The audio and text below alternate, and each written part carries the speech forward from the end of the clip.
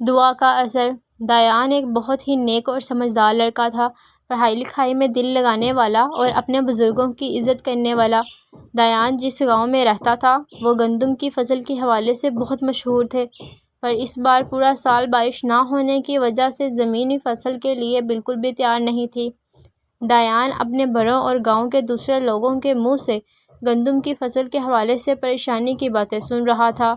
ایک دن دایان کے ابو اس کی امی سے کہہ رہے تھے کہ گھر کی مرمت کے لیے انہوں نے قرضہ لیا تھا اور فصل کی کٹائی پر ادائیگی کا وعدہ کیا تھا، پر بارش نہ ہونے سے تو اچھی فصل کی کوئی امید ہی نہیں ہے۔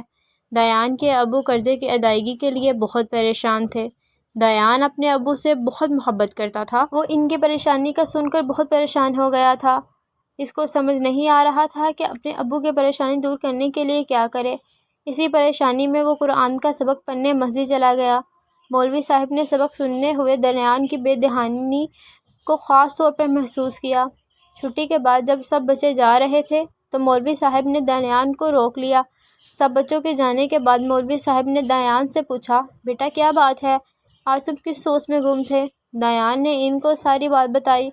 مولوی صاحب شفقت سے مسکرائے اور بولے، میں خوش ہوں کہ تمہیں اپنے ابو کی پریشانی پر ان کے لیے اتنے پریشان ہو گئے۔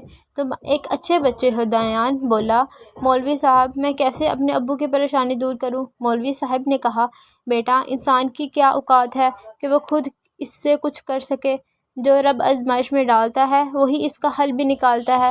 دایان بیٹا تم اللہ سے اپنی پریشانی کا حل مانگو اور پورے یقین سے مانگو، اللہ اپنے بندوں کی ضرور سنتا ہے۔ مولوی صاحب نے بات کر کے دایان کو بہت خوش ہو گیا۔ رات سونے سے پہلے دایان نے اپنی امی سے کہا، صبح اسے نماز کے لیے ضرور جگائیں۔ صبح اس کے دل لگا کر نماز پڑھی اور پورے خلوص سے اللہ تعالیٰ سے اپنے ابو کی پریشانی کے لیے دعا مانگی اور بارش کا انتظار کرنے لگا۔ پورا دن گزر گیا پر بارش نہ ہوئی۔ پھر دایان ہر روز لگاتار نماز ادا کرتا رہا اور دعا مانگتا رہا۔ کافی دن گزر گئے۔ دایان ایک بار پھر مولوی صاحب کے سامنے اپنی پریشانی لے کر گیا۔ مولوی صاحب بولے، دایان بیٹا اپنے یقین ٹوٹنے مت دینا۔ بعض اوقات اللہ کو اپنے بندوں کا مانگنا کا انداز بہت پسند آتا ہے کہ اللہ چاہتا ہے کہ میرا بندہ بار بار مانگے۔ اگلی صبح دایان پھر پوری دل سے نماز کے لیے کھڑا ہوا اور نماز کے بعد دعا کے لیے ہاتھ اٹھائے۔ پیارے اللہ تعالیٰ، مجھے معلوم ہے آپ مجھ سے بہت محبت کرتے ہیں اور چاہتے ہیں کہ میں ہمیشہ آپ سے ایسے ہی دل سے باتیں کرتا رہوں۔ اللہ تعالیٰ، میں اپنے ابو کے لیے بہت پریشان ہوں۔ اگر اس سال ہماری گندم کی فصل اچھی نہ ہوئی تو میرے ابو اپنے وعدہ پورا نہیں کر سکیں گے۔ اللہ تعالیٰ، آپ تو اپنے بندوں کو ہر جائز خواہش پوری کرتے ہیں نا، پلیز میری بھی دعا پوری کر لیں، بارش برسا دیں۔ میں ہمیشہ آپ کا اچھا بندہ بن کر رہوں گا۔ ابھی دایان نے ہاتھ چہرے سے ہٹائے نہیں تھے کہ اسے چھوٹے سے گاؤں کے چاروں طرف گہرے کالے بادل آ گئے۔